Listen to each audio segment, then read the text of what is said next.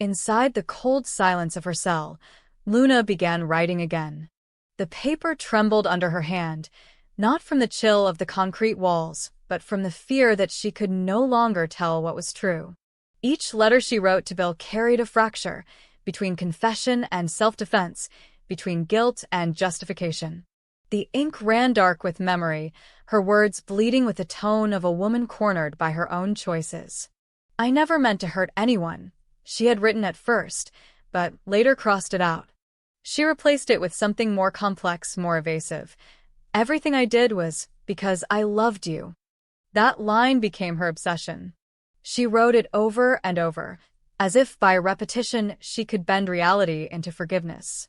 In her mind, Bill was both her salvation and her undoing, the man who had once made her believe in redemption, and now, the one who could destroy her completely. Bill, meanwhile, found himself staring at the envelope for hours before opening it. The handwriting was unmistakable, sharp, almost architectural, yet fragile at the edges. He had once admired that script when it appeared on napkins, in boardroom notes, in secret messages folded between the pages of law books. Now it looked foreign, like the voice of someone who had already stepped beyond reason. The words inside were disjointed, leaping between apologies and accusations. She blamed the past, the lies she said she inherited, the betrayal she claimed had shaped her. There was no mention of the new victim, the one whose sudden emergence had shattered what remained of her defense. When detectives reopened Luna's file, they didn't just see her as a disgraced scientist.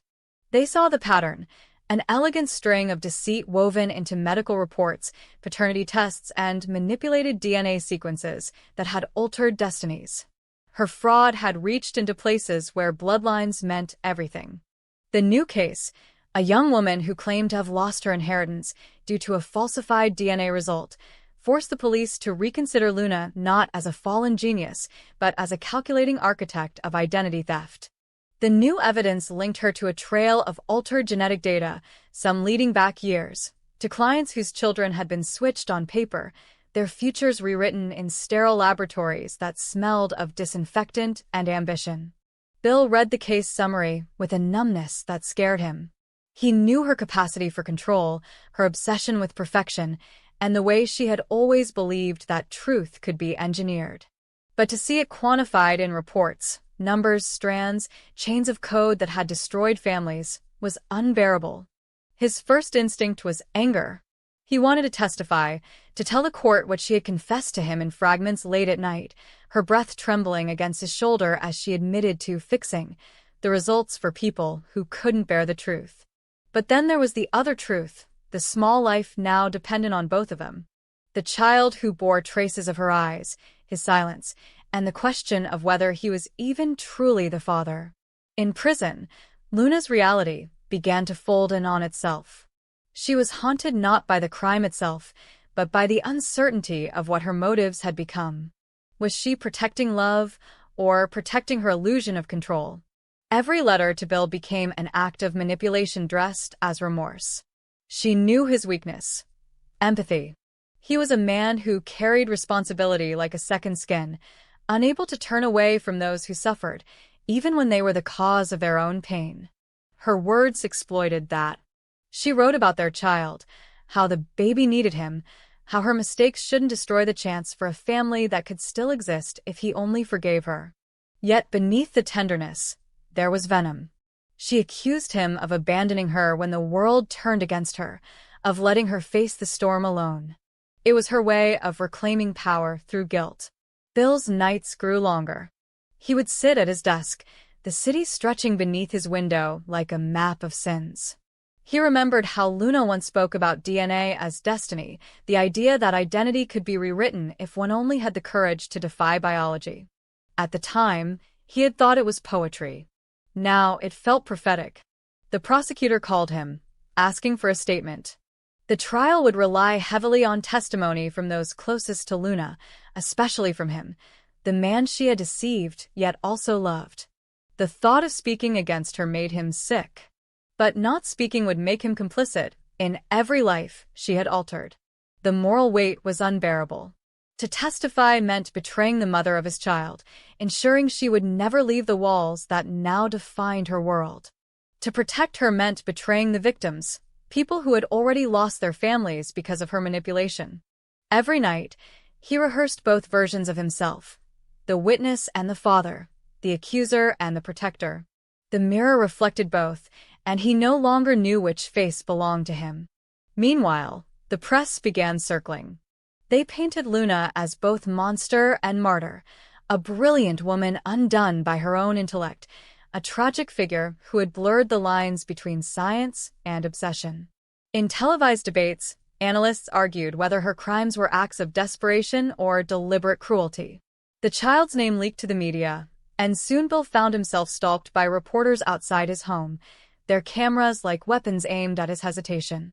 He avoided their questions, but one lingered in his mind every time. Will you forgive her? Forgiveness. The word had once been simple to him, something taught in the quiet pews of his childhood. But now it felt obscene. How could forgiveness exist when truth itself had been dismantled at a genetic level? When trust had been rewritten molecule by molecule? He found himself rereading Luna's letters late at night, his anger dissolving into confusion. There were moments in her writing that sounded human again, terrified, small, vulnerable. He wanted to believe those moments were real. Yet even that desire felt like another manipulation she had designed from afar. As the trial approached, the prosecution built their narrative around control. They said Luna didn't forge DNA for money alone. She did it because she believed she could rewrite fate. Her laboratory became a temple to her delusion, a place where she played God with test tubes and data, convinced she was delivering justice where life had been unfair.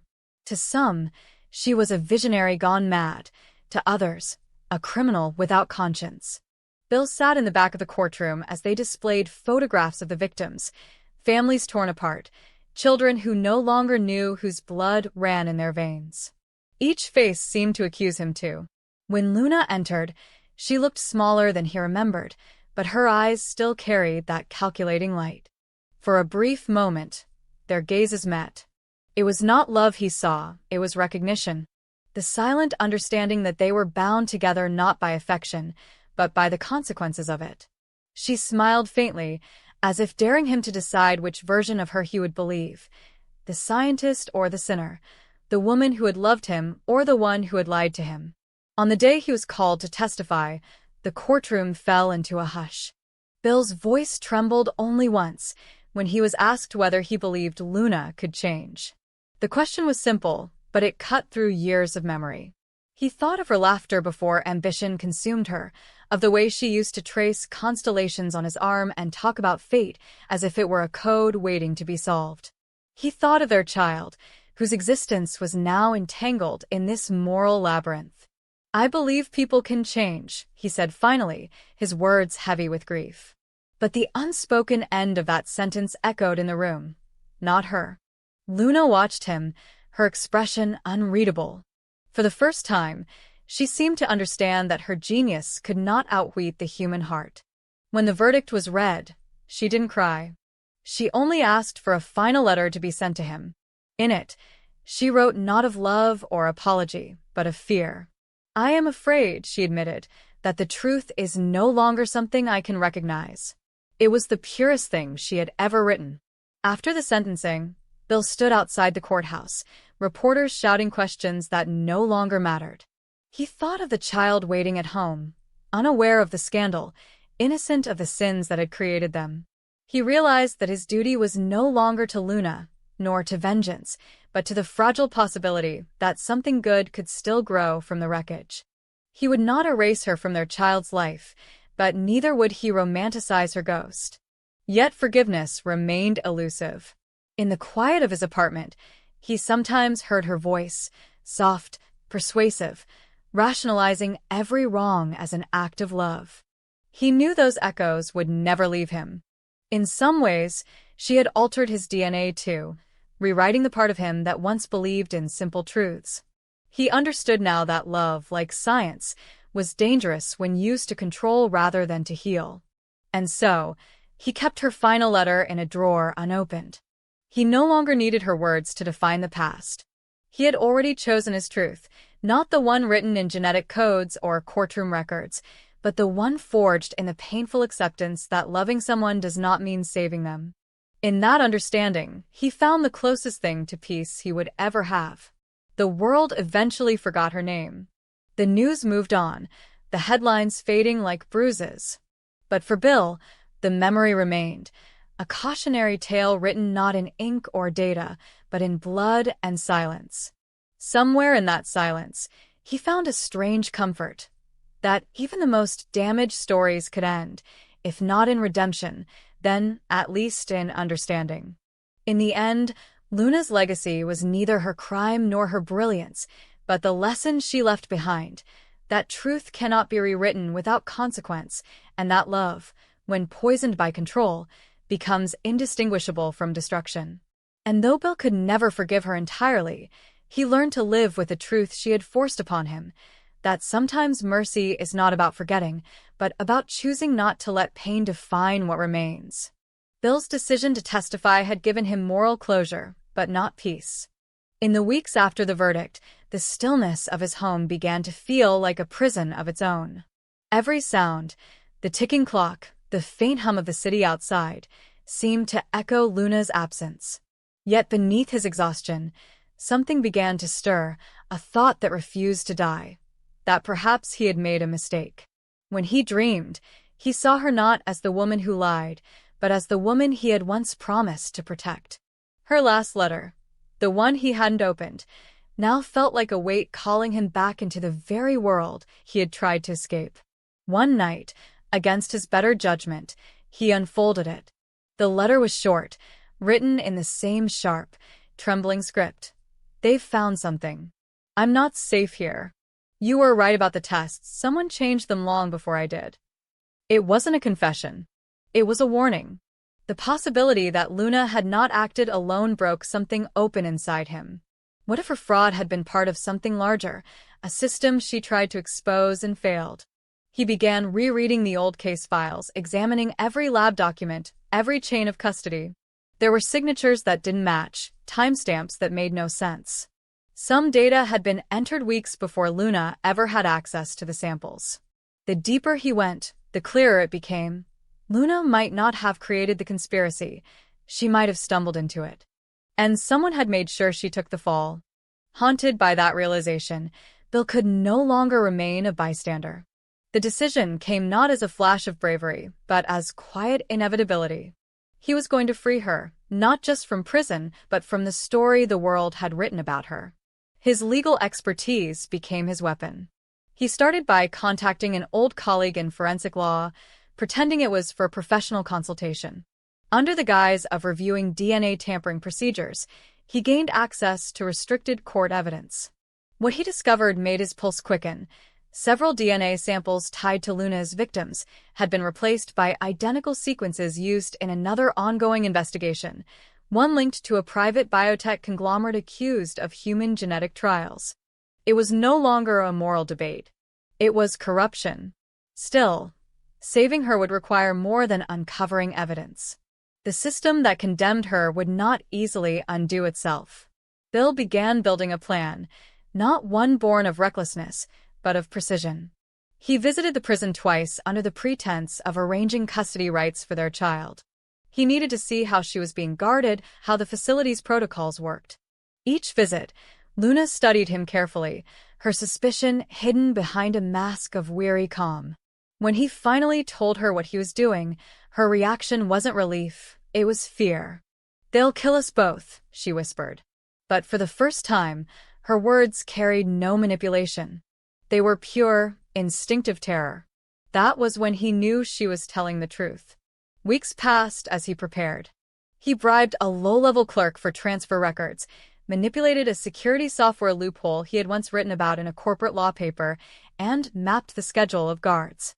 His plan was built on the same meticulous reasoning that had once made him a respected attorney. Only now, every line of logic was a crime.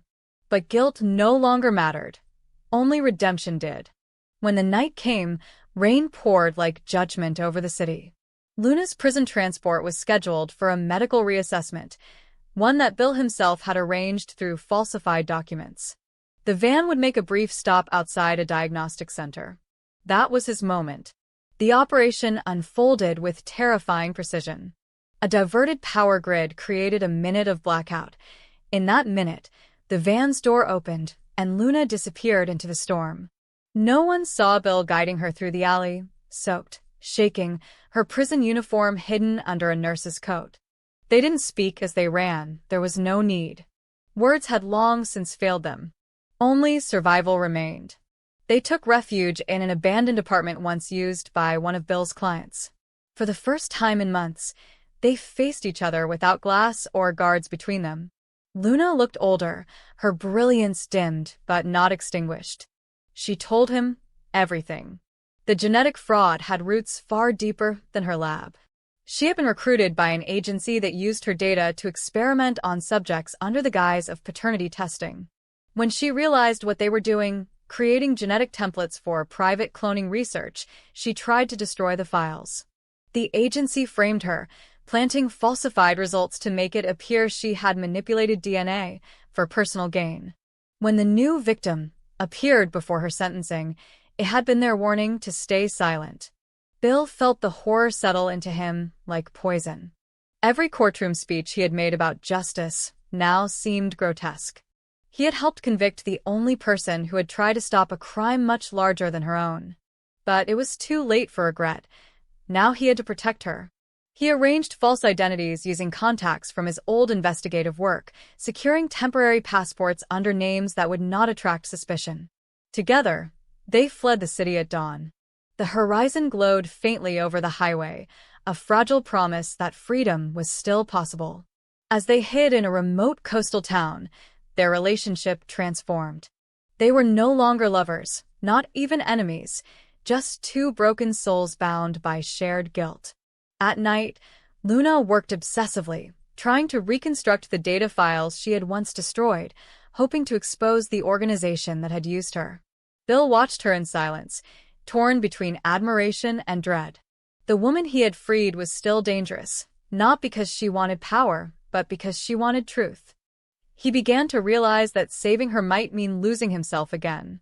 The agency soon discovered the escape. Anonymous messages began arriving, warnings first, then threats. Bill knew it was only a matter of time before they were found. Yet Luna refused to run any farther. "If I vanish again," she said, "they win." She sent fragments of her research to journalists and scientists she trusted, spreading the evidence too widely to be erased. For days they lived in tension, waiting for the retaliation they knew would come. One evening, as the tide roared against the cliffs, Luna handed Bill a drive containing the full archive of her reconstructed data. "If anything happens to me," she said, "you know what to do." He didn't ask what she meant. He simply took it, knowing the weight it carried, a truth powerful enough to destroy reputations, perhaps even governments. When the agents finally came, they didn't use force. They came dressed as lawyers, polite, offering settlements and new identities. Luna refused. The confrontation that followed was brief, brutal, and silent. Bill fought to protect her, but one of the intruders struck him hard enough to blur his vision. Through the haze, he saw Luna grab a vial from her pocket, a last defense she had prepared, containing a viral code that could erase the agency's genetic database. She smashed it against the floor. The intruders fled, realizing what she had unleashed. Within hours, the servers controlling years of illegal research went dark. In the aftermath, Luna was gone. Whether she escaped or was taken again, no one knew.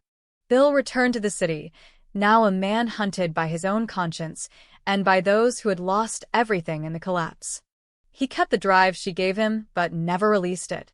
Instead, he raised their child in quiet anonymity, teaching them the lesson both he and Luna had learned too late, that truth is a weapon, and those who wield it must choose carefully whether to use it or to bear its burden in silence.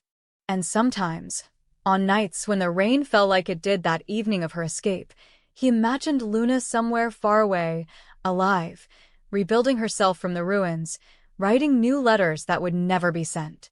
Letters not of guilt or fear, but of freedom finally claimed, no longer for forgiveness, but for her.